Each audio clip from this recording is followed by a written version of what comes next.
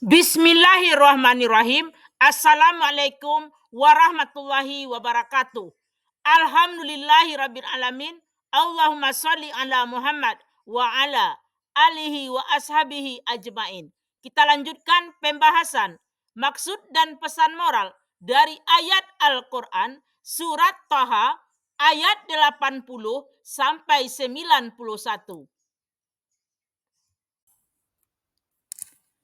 Allah berfirman, memperingatkan Bani Israel akan nikmat dan karunia yang diberikan kepada mereka.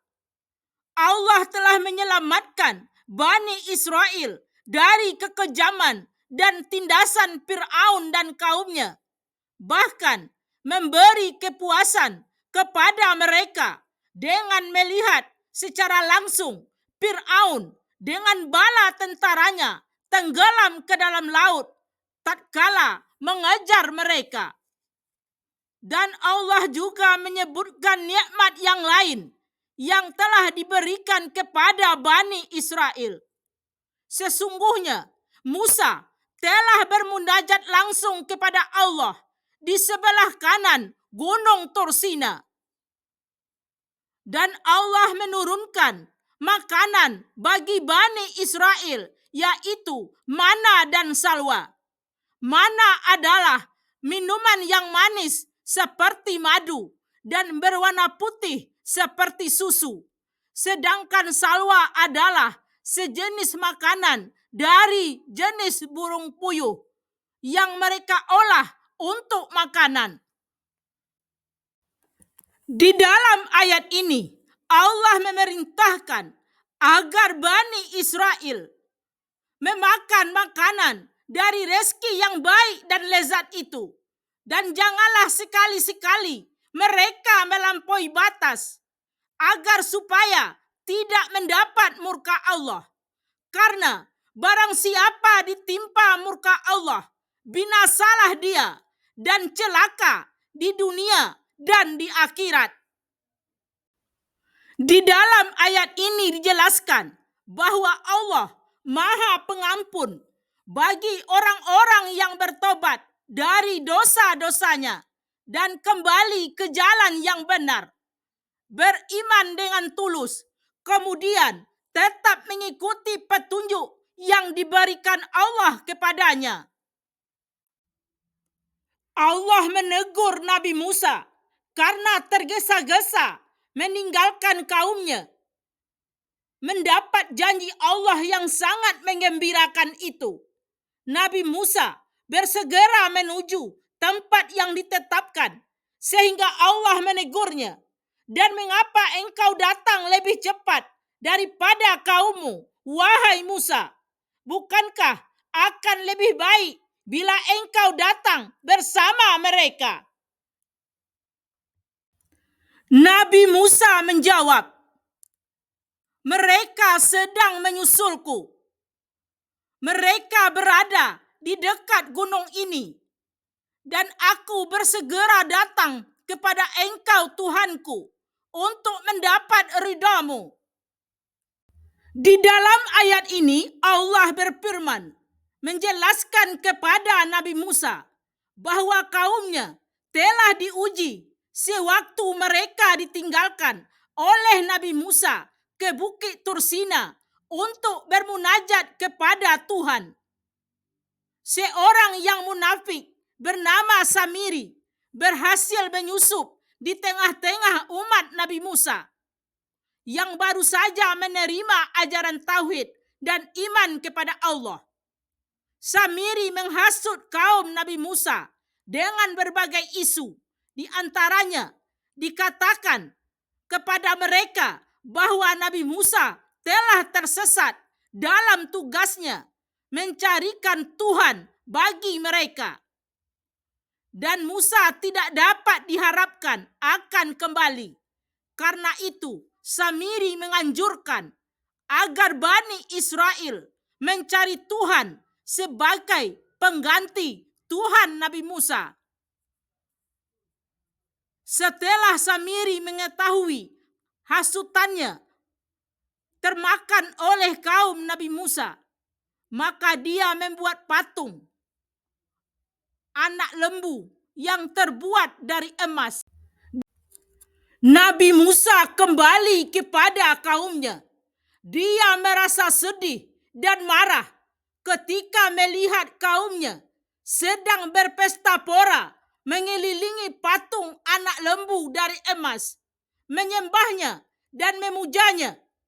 Nabi Musa berkata kepada kaumnya yang sedang tersesat oleh hasutan Samiri itu, "Wahai kaumku, bukankah Tuhanmu telah menjanjikan lewat wahyunya kepadaku segala kebaikan di dunia dan di akhirat, terbukti dengan kemenangan yang kamu peroleh atas musuh-musuhmu. Apakah terasa lama masa yang lalu itu bagimu? Atau kamu menghendaki dengan perbuatanmu ini agar kemurkaan Tuhanmu menimpa atas dirimu, sehingga kamu berani melanggar perjanjianmu dengan aku?" Kaum Nabi Musa menjawab, "Kami sekali-kali tidak melanggar perjanjianmu dengan sengaja dan menuruti kemauan kami, tetapi kami disuruh membawa beban-beban berupa perhiasan emas, lalu kami lemparkan ke dalam lubang, dan demikian pula Samiri ikut melemparkannya. Kemudian Samiri mengeluarkan dan menciptakan patung anak sapi yang bertubuh dan bersuara dari perhiasan itu untuk Bani Israel. Maka mereka berkata sambil menunjuk ke arah patung anak sapi itu, "Inilah Tuhanmu dan Tuhan Musa." Tetapi dia pergi dan telah lupa bila Tuhannya ada di sini. Sikap mereka itu sungguh sangat buruk. Maka tidakkah mereka memperhatikan bahwa patung anak sapi itu tidak dapat memberi jawaban kepada mereka atas pertanyaan yang mereka ajukan, dan tidak pula kuasa menolak mudarat yang menimpa mereka maupun mendatangkan manfaat yang diinginkan kepada mereka?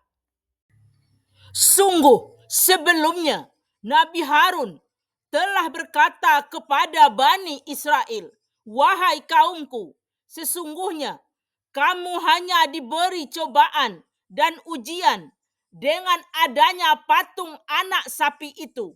Sesungguhnya Tuhanmu adalah Allah yang Maha Pengasih. Maka ikutilah aku dan taatilah perintahku." Mereka tidak menghiraukan nasihat Nabi Harun, seraya menjawab, "Sungguh kami tidak akan meninggalkan menyembah patung anak sapi itu. Kami akan tetap menyembahnya sampai Musa kembali kepada kami." Pelajaran yang dapat diambil dari surat Taha ayat 80 sampai 91. Yang pertama, ayat ini mengingatkan Bani Israel bahwa Allah telah memberikan rahmat kepada mereka.